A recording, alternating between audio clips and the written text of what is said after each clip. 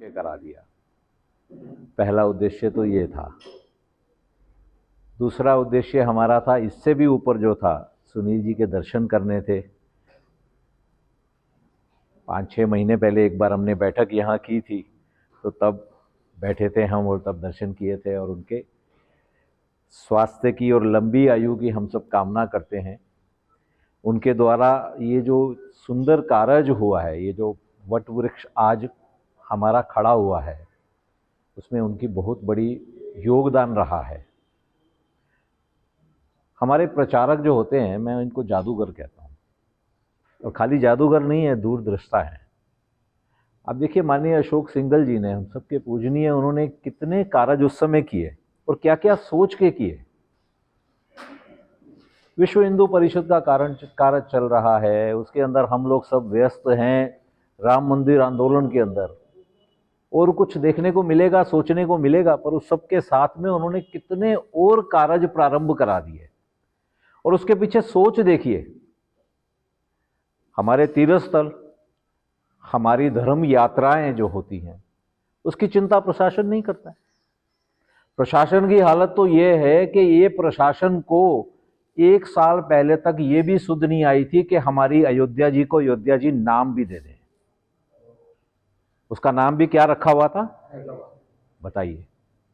हमें अपने अयोध्या जी धाम का नाम लेने के लिए भी इतने वर्ष प्रतीक्षा करनी पड़ी। ये हालत है प्रशासन की। जागृति तो हमारे में ही आवश्यकता है ना, हम सबको ही जागरण करना है, जागृत होना है, तभी ये कार्य पूर्ण हो पाएंगे। और सबसे बड़ा उदाहरण तो है ही ये। चाहे हमने 500 वर्ष संघर्ष किया, हमारी से पहले 25 पीढ़ियां, हमारे पूर्वज खप गए इसकी प्रतीक्षा के अंदर, लाखों बलिदान दिए उन्होंने। स्वतंत्रता मिली तो लगता था कि शायद 15 अगस्त को पहला काम जो होगा यही होगा कि हमारा राम मंदिर, हमारे सारे तीर्थ स्थल जिनके ऊपर ये कुकृत्य किया है इन आक्रांताओं ने, उसको सीधा क्रॉस होगा, और उसके ऊपर तुरंत, जिस तरह से सोमनाथ जी मंदिर के बारे में निर्णय में भी 6 महीने लगे, इतना समय नहीं लगना चाहिए था। इन सब का साथ में होता निर्णय होना तो ये चाहिए था। भाई, हम स्वतंत्र हुए, स्वतंत्र किस बात के हुए हैं? ये गुलामी के प्रतीक यहां लगे रहेंगे तो फिर काहे के स्वतंत्र है? आज से 1000 वर्ष पहले पहली बार जब अरेबियन इंट्रूजन हुआ था स्पेन के ऊपर, अरब से गए थे ये, इन्होंने पहला काम वही किया था, स्पेन में ही।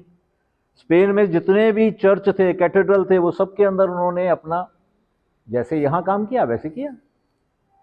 तो जैसे ही 20 वर्ष के अंदर स्पेन को वापस उनसे मुक्ति मिली, उन्होंने सबसे पहला काम क्या किया, वो सारे के सारे चर्च जो थे दोबारा से दोबारा चर्च में कन्वर्ट किए, जिनके अंदर इन्होंने अपनी ये बना दी थी, जो भी मस्जिदें या जो भी इनको कहा जाए।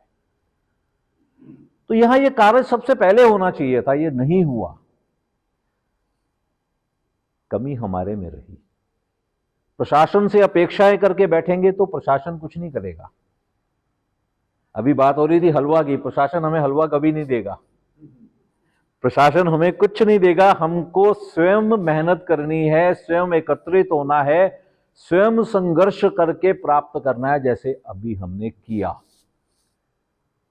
500 साल, ये विश्व का कोई भी ऐसा उदाहरण नहीं है कि किसी भी सभ्यता ने, किसी भी संस्कृति ने अपनी खोई हुई चीज के लिए 500 वर्ष निरंतर संघर्ष किया हो और उसके बाद वापस उसको लिया हो। तो ये कार्य हमने करके दिखा दिया है। होना ये चाहिए कि अब जब 22 जनवरी को रामलला प्राण प्रतिष्ठित होंगे अयोध्या जी धाम में, वो सिर्फ रामलला की प्राण प्रतिष्ठा तक सीमित नहीं रह जाए, राष्ट्र की प्राण प्रतिष्ठा, हमारे सनातन संस्कृति की प्राण प्रतिष्ठा से है। और इस कार्य के अंदर हमारा धर्म यात्रा महासंघ बहुत बड़ा योगदान दे सकता है। कुछ ऐसा ही सोच के संगठन ने, आप देखिए, आपके पास हमारे इतने आदरणीय माननीय शिव नारायण जी को यहाँ भेजा, और हमें अब जो हमें संगठन से मिले हैं माननीय शिव नारायण जी, इनके दिशा निर्देश, इनके मार्गदर्शन में चल के अपनी पूरी क्षमताओं शक्तियों को इनके निर्देशों अनुसार चलाकर जैसी उन्होंने हमसे अपेक्षाएं रखी हैं उनको हम पूर्ण करें। आज के इस स्थापना दिवस पर, मकर संक्रांति पर आप सबको शुभकामनाएं देते हुए मेरा यही आपको अनुरोध है, अयोध्या जी चलिएगा। बड़ा अच्छा समय आ गया है, ऐसे समय पे हमें हमारे शिवनारायण जी भी यहाँ मिले हैं। हमारा ये कार्य बड़े अच्छे से आगे बढ़ेगा। हम सब यही कामनाओं के साथ यहाँ से चलें, मेरा यही आपसे निवेदन है। जय श्री राम। जय श्री राम।